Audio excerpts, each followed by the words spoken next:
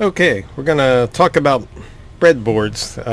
Really quick tutorial, and I'll tell you, there's a lot of places to find out about breadboards, and that's what we're going to talk about first. Resources so that you can sort of find and learn on your own. So if you take a look here, SparkFun Electronics and Adafruit are always great sites for learning. They work for technicians that are just learning too. So SparkFun has a site, how to use a breadboard. You can see it shows you a breadboard.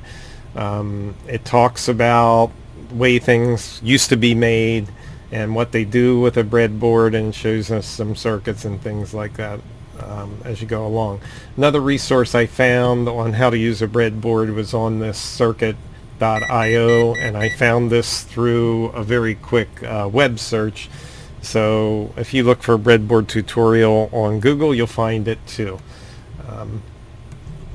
Now, very quickly, what would you use a breadboard for? And when you're learning about electronics, you want to put all kinds of components in a circuit and try them out, measure voltages, measure current, and that's what a breadboard lets you do. It lets you take what we call through-hole parts with leads on, or ICs with pins, we'll show you those shortly, and make connections to those. Sometimes you want to make more than one connection, and soldering a wire directly to the pin or the lead on a component isn't the best thing to do. Breadboard lets you put that in a hole in the breadboard, push it in there, get a good electrical connection, and then have 4 or 5 other connections that are easily made to that without having to solder, and being able to work very quickly. That's what a breadboard is used for. Also, back a little bit to our documentation here, and I'll include all these links for you so that you can refer to them later. But sometimes it's a little tough to visualize these components if you didn't know electronics before, and that's what you see here: a through-hole resistor, a board mount, a printed circuit board mount switch with 4 leads coming off of it, an LED that's a through-hole component, and a battery clip with wires coming out there and do it. These wires that come to be put down in a breadboard, they have to be solid wires, and solid wires are like metal. When you keep on bending it, eventually it's going to break. But we don't use them that often that would cause a problem in here. But if we wanted to put something that flexed a lot and connect it together, we would use a stranded wire. The other thing that you might want to do is provide documentation. And we usually do our documentation through schematics, but sometimes when you're working with younger kids or people that are learning, it's better to get a mechanical diagram connection of this, and there are tools to do this. One of them is called Fritzing. Great program. It hasn't been updated for a while, so we're not really sure of the future of that, but just in case, there's another one here called Tinkercad, and Tinkercad is usually a 3D design software, but it also has a circuit simulation. And the cool thing is I can put my Arduino and it looks exactly like it physically looks like, and then I can make these nice connections here and these NeoPixel strips. Instead of talking about them, I can lay them on here and do it. So even technicians use this as documentation. If you go to Tinkercad, and hopefully this will get there pretty quickly, sometimes a little sluggish on the internet, I click that, my account will come up, and by default a lot of times it shows the 3D design portion of the account, and what we want is the circuit simulation portion of the account. Give this another second, it should come up here, and you can see it is setting on circuits here instead of 3D designs. And these are all the circuits that I've worked with and made as it went along. So that should give you a good introduction. By the way, breadboards come in all sort of shapes and sizes, but the main concept is the same. So let's take a look at and try and understand the breadboard. We'll bring this picture up that you see, and I think I can zoom in here a little bit so you can get a better view of that. And maybe I can zoom out a little bit to give you a really good view of the whole entire board.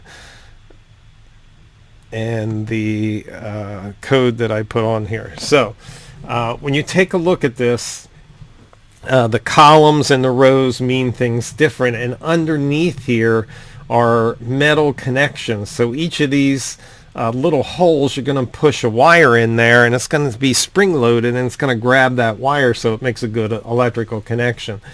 The question is, some of these are connected together underneath, because that's the main purpose of a breadboard, to get those extra connections.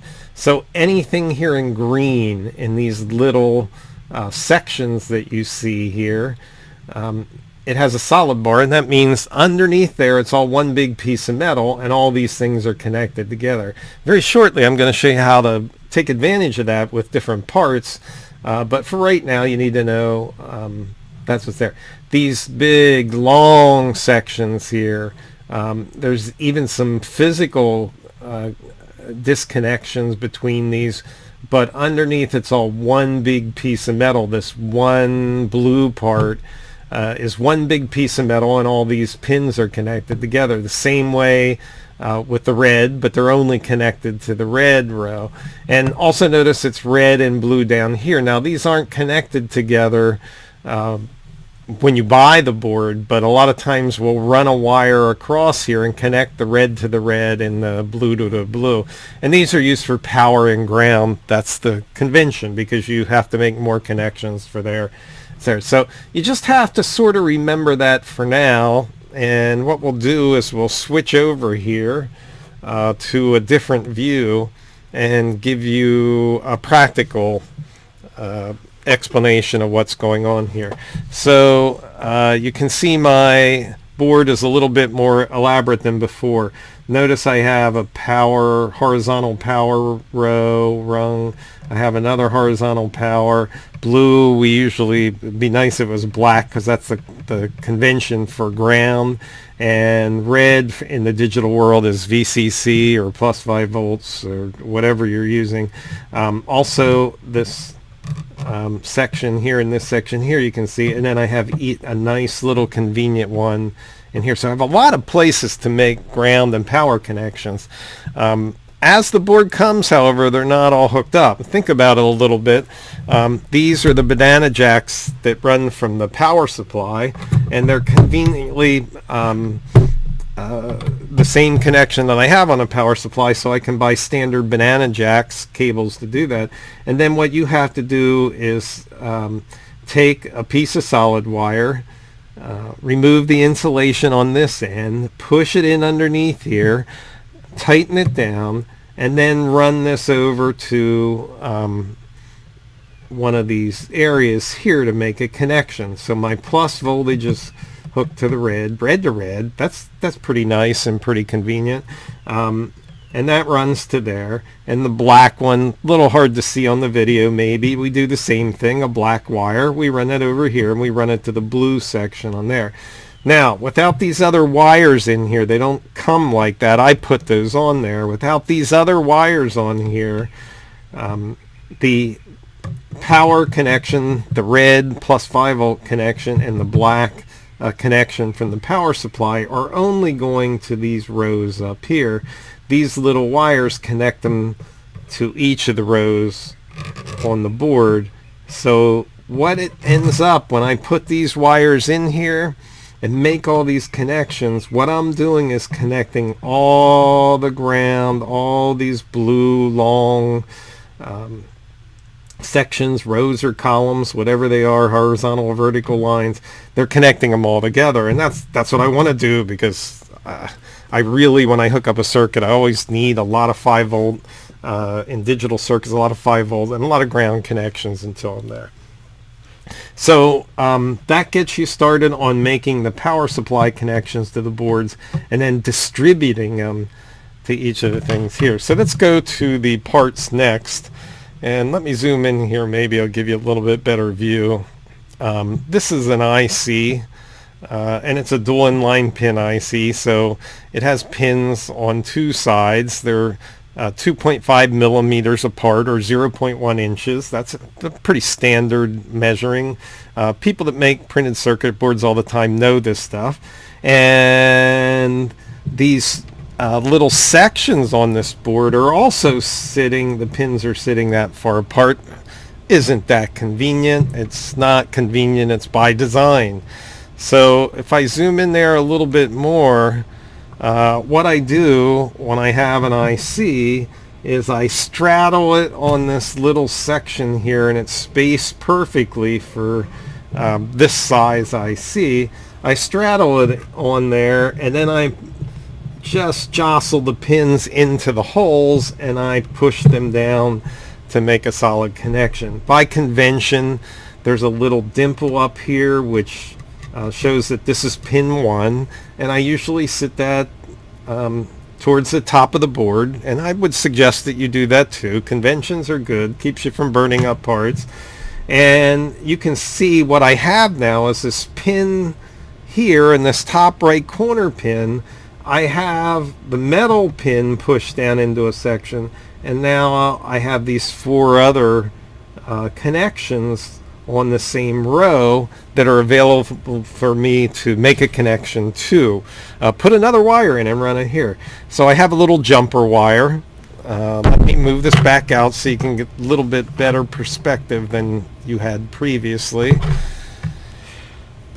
I can take this little jumper wire with a little pin on the end. I can push it into a pinhole section there, and then I can make a connection to somewhere else. And these little jumper wires, they're very convenient. Some people take solid wire and keep on stripping it. Nice little connections. I think it takes long to do. And you can get these jumpers in all different sizes and shapes and orientations, but you can do it. So we usually have a number of these jumper wires, more than we're going to want to use, and we usually have them in different colors so that we can organize our connections that go there. So these are jumper wires for breadboards. Some are better than the others. Some people don't like certain kinds of them because they might come without connections on. You got to test your stuff and make sure it works before you're there. So we know how to put the IC on the board, to take the IC off the board very quickly. I'll save yourself some pain and suffering. A lot of people will just take their fingers on here and put a finger on each end and loosen a little bit, and believe me, all of us have done that, and for some reason it pulls out there all of a sudden. It turns around and it jams the pins into your fingers, and you get little holes and mark, and they start to bleed, and it's there.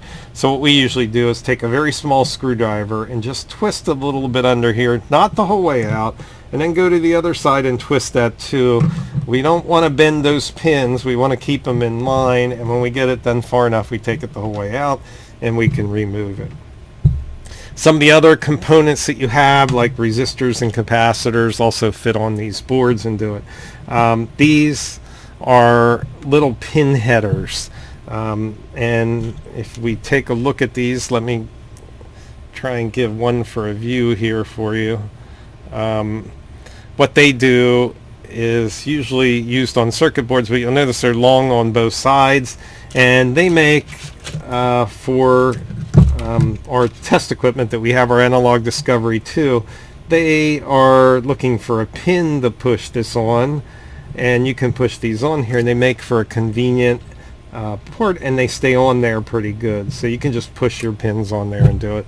I've also seen some students take little sections of solid wire, strip it off, put them on the end of here, and then just push them in the board. Either way they work. These are called dip headers. They're awful convenient to do. Also, you might have some other power connection methods to do that. Here's 2 other ways to do that. This one has the spacing for the pins. That's unusual, by the way, but it has the right spacing to fit in the holes for the board. However, they are just a little big, and they have a tendency to stretch the holes a little bit, so not something I like to use, but they do fit. This one has a jack that might be used in the audio world a little bit more, but some power supplies come with that.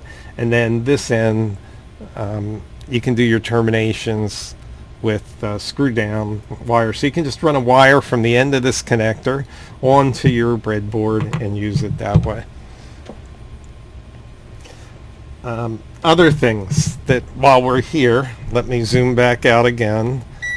You're almost always going to use a meter, and you can't ever have enough different types of jacks for your meter to make it convenient.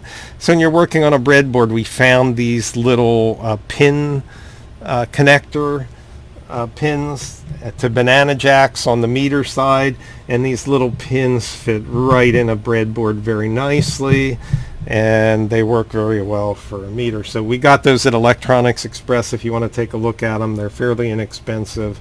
They probably come from China, but that's what makes them inexpensive. So that gives you a good review of what a breadboard's used for, how you would put parts in the breadboard.